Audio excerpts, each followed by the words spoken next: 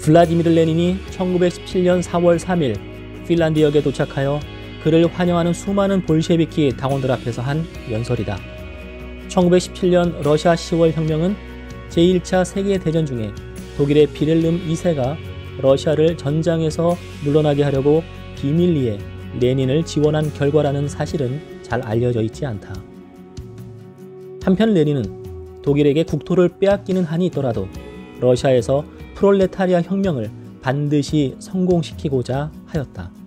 10월 혁명의 성공에는 독일과 레닌의 합의가 있었던 것이다.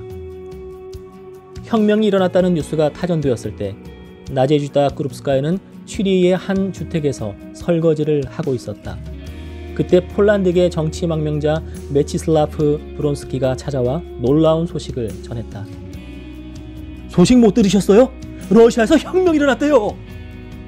이 소식을 접한 첫날 레닌은 이 혁명에 대해 우려하였다. 그는 니콜라이 2세가 곧 군대를 이용하여 왕정을 복구할 것이라고 믿었다. 또한 2월 혁명의 주된 이유는 영불 제국주의자들이 밀류코프와 구치코프를 사주하여 제국주의 전쟁을 지속하기 위해 꾸민 쿠데타라고 믿었다. 동시에 그는 2월 혁명은 첫 단계일 뿐이며 반드시 두 번째 혁명이 일어나야 한다고 생각했다.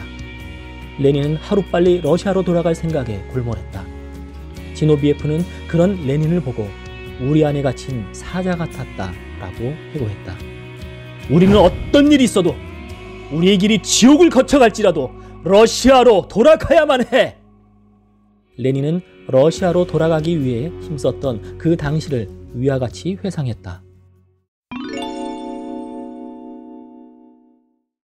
프랑스와 영국을 통해 돌아올 수 있는 선택권은 사라졌다. 삼국 협상 국가들은 전쟁을 계속하는 것에 찬성하는 이민자들만 영토 통과를 허용했다. 레닌과 그의 동료들은 반대하는 집단에 속했다. 게다가 영국을 통해 가려면 기뢰와 유보트가 노리고 있는 해상을 통과해야만 했다. 결국 가장 현실성 없다고 여겨졌던 멘셰비키 수장 마르토프의 제안이 선택되었다. 그것은 포로 교환 명분으로 전쟁 중인 독일을 거쳐서 러시아로 송환되는 방법이었다. 이 협상을 위해 레닌은 스위스 사회주의자인 프리드리히 플라텐을 대리인으로 내세웠다. 곧 베를린에서 이 문제에 대한 회의가 시작되었다. 며칠 뒤 독일 외무부는 총참모본부로부터 전보를 받았다. 군은 러시아 혁명가들의 수송을 반대하지 않으며 특별 열차와 신뢰할 수 있는 보안을 제공할 수 있다는 내용이었다. 나중에 독일 국가기록원이 관련 문서를 공개했을 때 비렐름 2세를 포함한 많은 고위직들이 몇 차례 회의에 참석했음이 밝혀졌다. 카이저는 테오발트 폰 베트만 홀베그 총리에게 외교부는 항상 이 일의 진행 상황을 나에게 알려주어야 한다고 지시하였다. 독일이 레닌의 귀환 문제를 얼마나 중대한 사안으로 여겼는지 알려주는 대목이다. 독일을 경유하여 러시아 이민자들을 수송하는 열차는 외부와 접촉할 수 없도록 봉인이 결정되었다. 이는 자칫 독일 승객들과 대화하다가 정보가 새 나가는 것을 막기 위한 조치였다. 그렇지 않았더라면 러시아에 도착하자마자 그들은 반역자로 체포되었을 것이다. 러시아는 독일과 전쟁 상태에 있었던 것이다. 망명자들이 취리히에서 열차에 탑승하는 동안 플랫폼에서 몸싸움이 있었다. 어떤 사람들이 망명자들을 향해 독일 스파이! 반역자들! 모두 교수형에 처해질 거야! 너희들은 유대인 선동자들이야! 라고 외쳤다. 열차가 떠나려고 할 때 탑승자들은 남아있는 많은 친구들과 함께 인터내셔널가를 불렀고 반대하는 이들은 또다시 외쳤다. 선동자들! 스파이들! 공인열차는 3월 27일 15시 10분에 취리역을 출발했다. 그 안에는 32명의 혁명가들이 타고 있었다.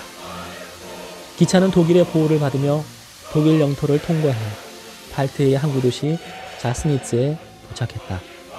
열차의 다른 승객들이 다 떠난 후에도 그들은 밀봉된 객차 안에서 스웨덴으로 항해하기 전 독일에서의 마지막 밤을 보냈다. 그들은 치외법권을 누렸다. 독일 국경에서는 세관원, 국경수비대 그 누구도 그들을 검사하지 않았다. 공식적으로는 러시아에 억류되어 있는 독일 및 오스트리아 헝가리 국민들을 반환받는 조건으로 러시아 망명자들의 통과가 허락되었다. 한편 스웨덴이 영토 통과를 허용하지 않을 경우 곧장 전선을 가로질러 운반한다는 플랜 B까지 마련했지만 이는 필요치 않았다. 열차가 독일 영토를 통과하고 있을 때 스웨덴 측의 승인이 떨어졌던 것이다. 자스니츠에서 페리를 이용하여 중립국인 스웨덴의 항구 도시 트렐레보리에 도착했다. 거기서 레닌은 이미 연락을 취한 자신의 연락원 야콥 가네츠키를 만났다.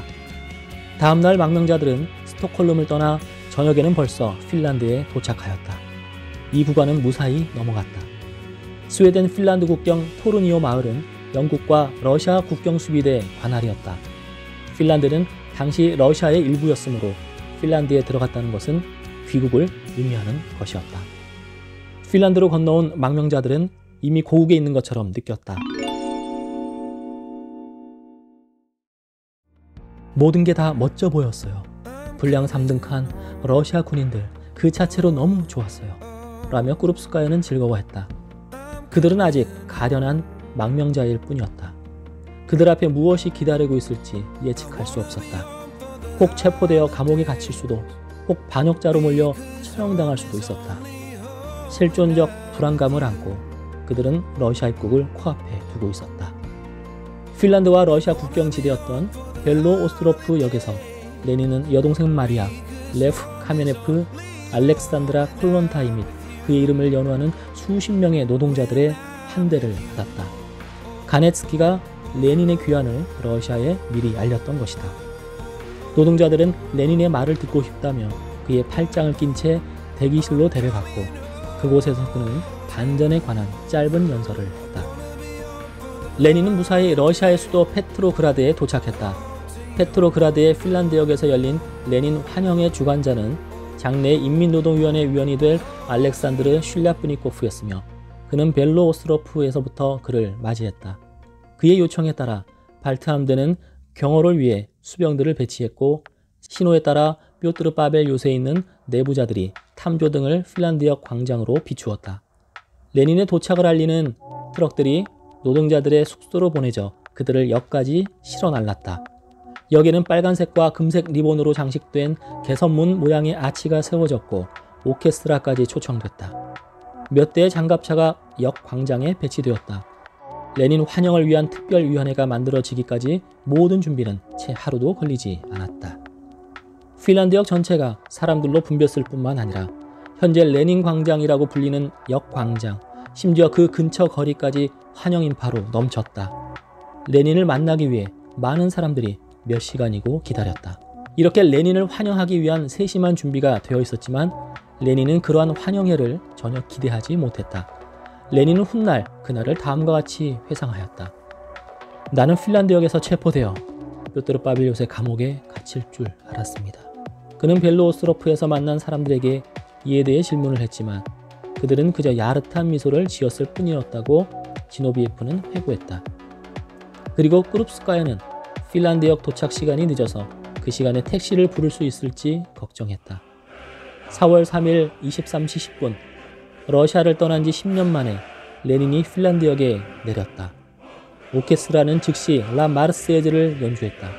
목격자들에 따르면 알렉산드라 콜론타이는 레닌에게 커다란 꽃다발을 선물했고 그녀의 환대에 레닌은 어쩔 줄 몰라 했단다.